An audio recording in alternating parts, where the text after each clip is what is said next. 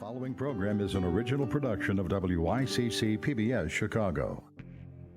Should Chicago have an elected school board? Later this month, voters will voice their opinion on whether the taxpayers or the mayor should choose who serves. We'll take a closer look. They made history and made Chicago proud. Now that honor has been taken away. Jackie Robinson West stripped of its national championship title. And labor unions cry foul as Governor Rauner makes a bold move to change how they do business. These stories and more tonight on In the Loop.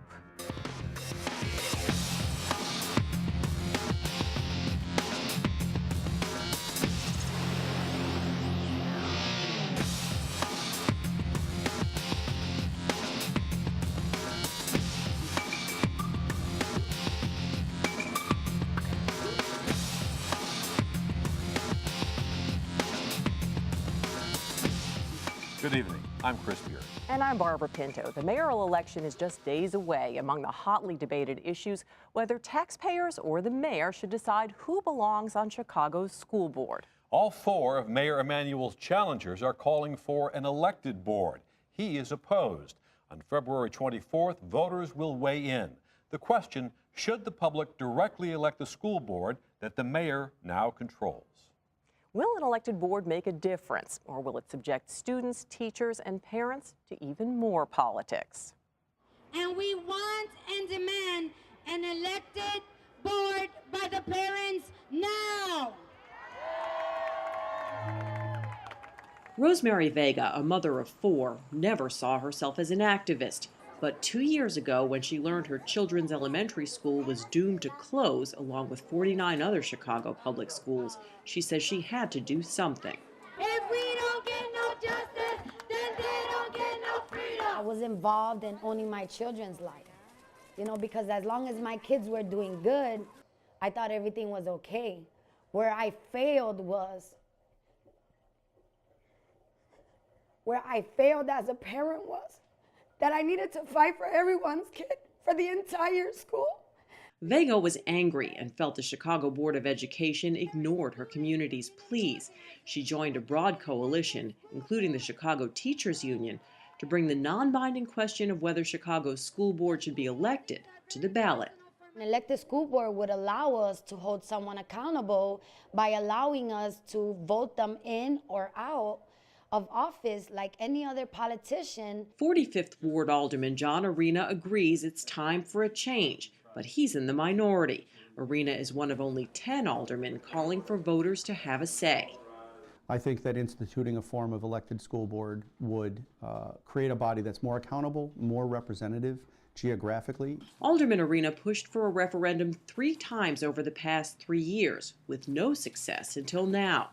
A recent Chicago Tribune poll found that 76% of voters favor an elected school board. And I think this is what we've been looking for, is just let's ask the voters. Chicago is the only city in Illinois with an appointed school board. In 1995, lawmakers voted to give complete control of the Board of Education to then-Mayor Richard M. Daley. At the time, Chicago public schools were in crisis, more than $1 billion in debt, plagued by frequent teacher strikes and low student achievement. With Daley firmly in charge, the system started to rebound. 49th Ward Alderman Joe Moore thinks mayoral appointment is still the best route to maintaining and improving Chicago's massive system of 600 public schools with 400,000 students. I believe a democratically elected mayor provides far more accountability than a bunch of political wannabes sitting on the board of what is really a $5 billion corporation. During a recent debate on the issue at the City Club of Chicago, Jesse Ruiz, vice president of Chicago's Board of Education, said appointed boards provide better oversight. There are very difficult decisions to be made, and sometimes they're not very popular decisions. And I'd hate to have to worry about my next election when making a vote. National studies provide no clear indication that one type of board produces better results.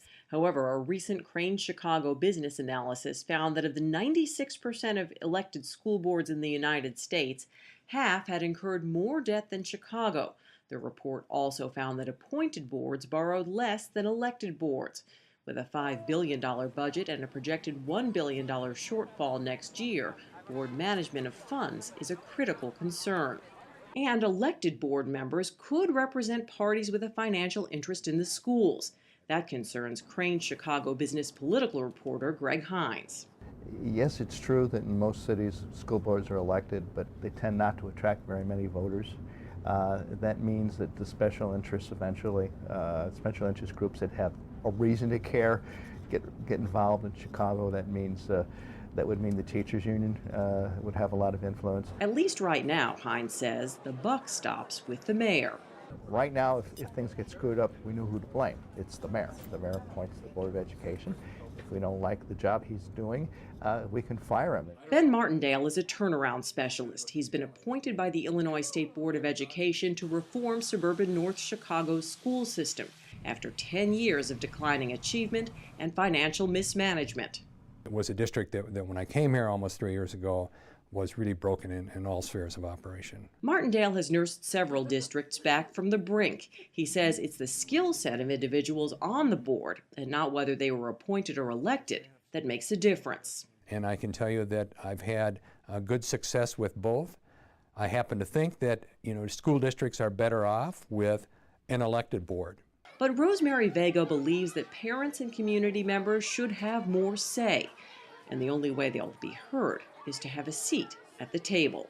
As parents, we're not being represented the right way, and our children are being shortchanged. And if we don't fight today, we're failing our children's tomorrow. Later this month, voters in 37 aldermanic districts will decide whether Chicago will have an elected school board.